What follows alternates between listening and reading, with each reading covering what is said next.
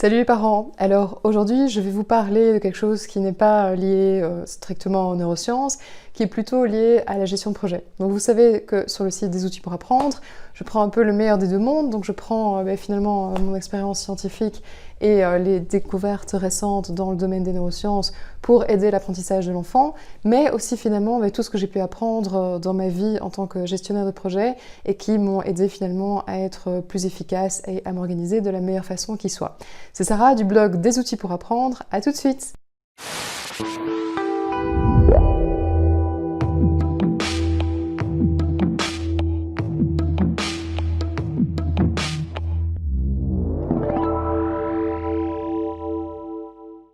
Allez sur le site des outils pour apprendre, consulter cet article, je pense qu'il va vous intéresser. Il est très long, donc prenez un café, prenez un thé et lisez-le au calme quand vous avez un peu de temps.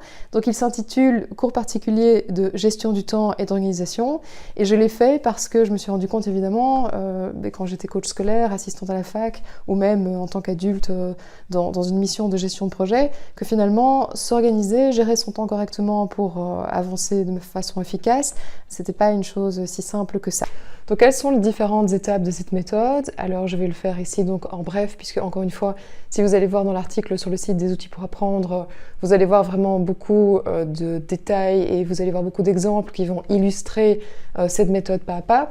Mais disons que la première chose que votre enfant doit faire quand il se retrouve à la veille de quelque chose à accomplir, d'une tâche, d'une leçon, d'une dissertation, que sais-je, c'est décomposer finalement la tâche en ce qu'on appelle des micro-tâches.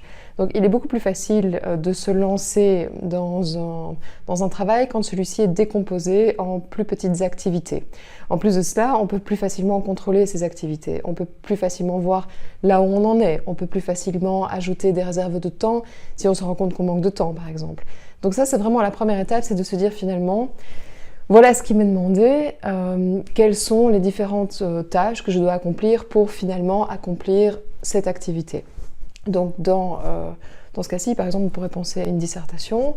Donc il est clair que faire une dissertation, ça demande plusieurs activités. Il faut collecter des informations, collecter des ressources concernant la thématique qui doit être abordée. On doit aussi évidemment faire un schéma des idées et de la façon dont elles vont s'accorder les unes avec les autres pour pouvoir faire un plan de la dissertation. Ensuite, on doit faire le brouillon de la dissertation, on doit le relire, on doit le mettre propre. Donc vous voyez, faire une dissertation, finalement, c'est une tâche qui en fait en implique d'autres. Alors ensuite, il faut veiller à ce que chacune de ces micro-tâches soit ce qu'on appelle SMART.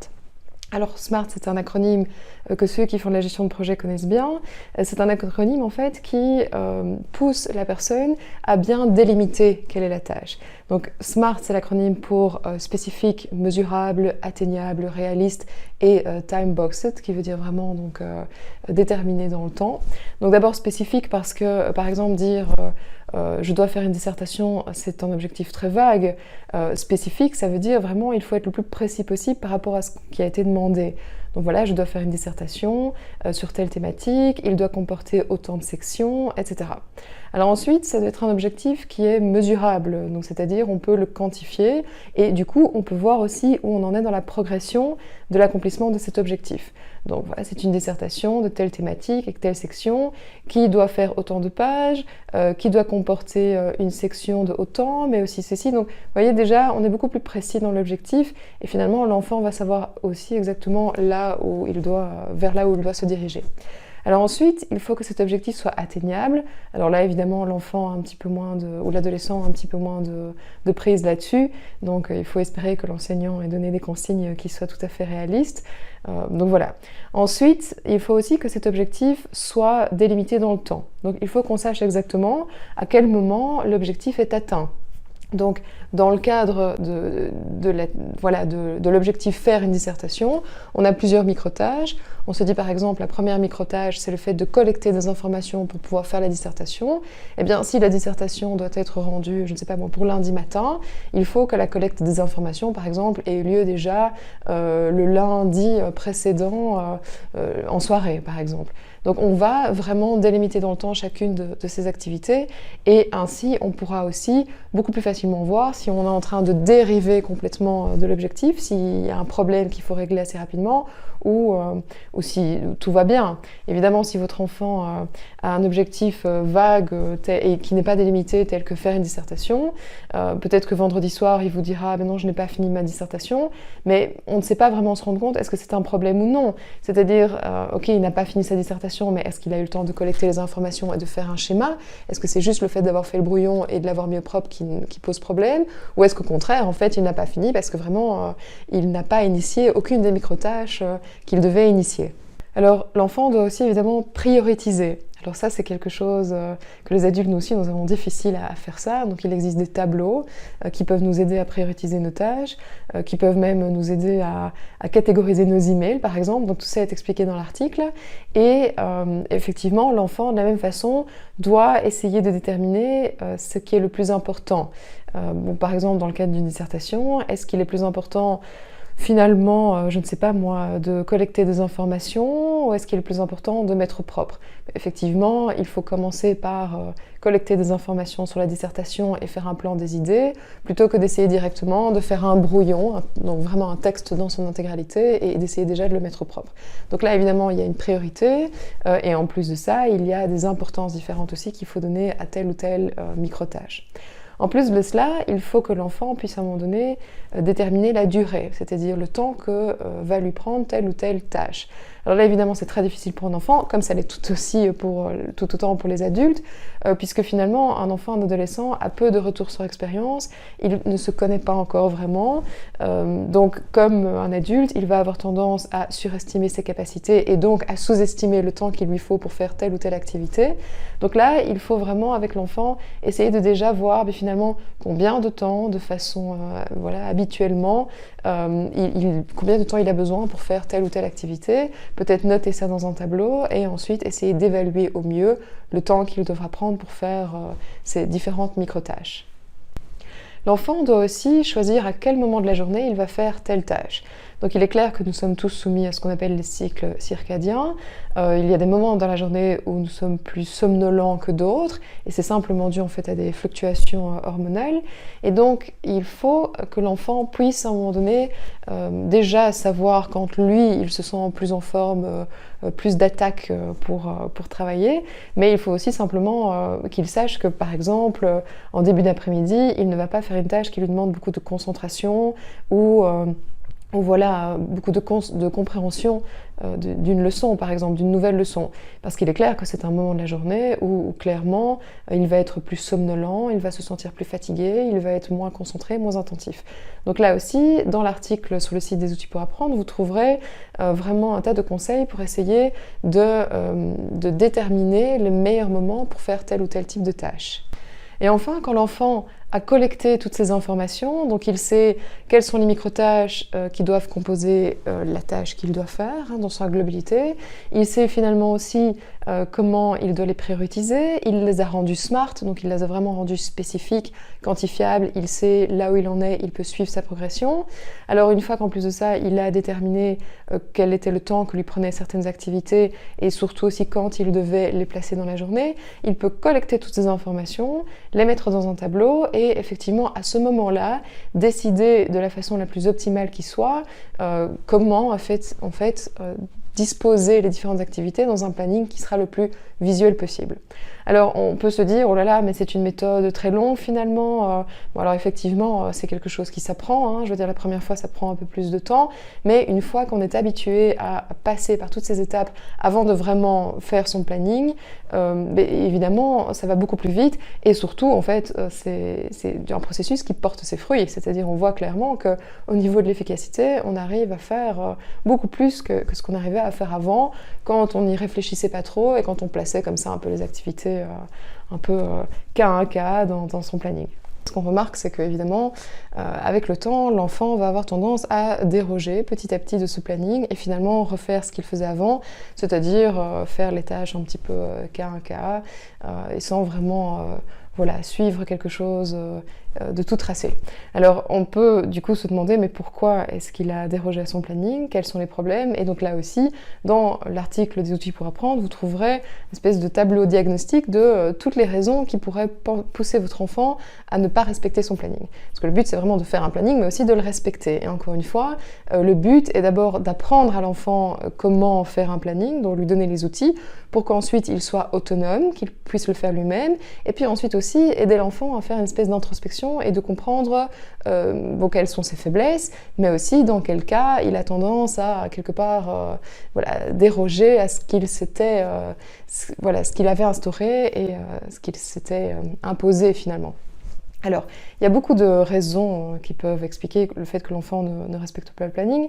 Alors évidemment, la première, c'est que parfois, comme les enfants, les adolescents connaissent moins bien, qu'ils ont tendance aussi à ne pas beaucoup avoir d'expérience dans l'organisation, ils vont avoir tendance à se fixer des objectifs qui sont irréalistes. Donc là, encore une fois, il faut bien refaire le bilan chaque fois du planning avec l'enfant, regarder est-ce que là tu penses que tu ne devrais pas te mettre un peu plus de temps parce qu'en général ça te prend plus de temps que ce qui n'est indiqué sur le planning. Là par contre, il y a peut-être une réserve de temps qui est pas un peu trop importante, donc est-ce qu'il n'y a pas moyen un petit peu de la réduire?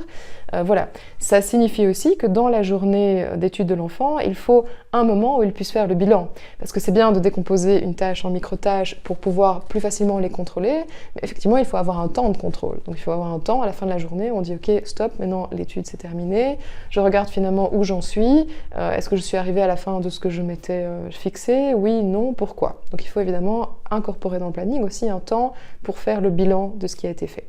Alors, ensuite, il est sûr qu'il y a beaucoup de plannings qui sont faits sans incorporer par exemple des moments de détente. Alors évidemment, l'enfant, il a besoin de s'aérer, il a besoin d'aérer son cerveau, d'aller faire un exercice physique soutenu, il a besoin d'un moment donné de passer à autre chose, vraiment d'aller penser à autre chose que ses examens ou que son test, son interrogation ou je ne sais pas, ses travaux à accomplir.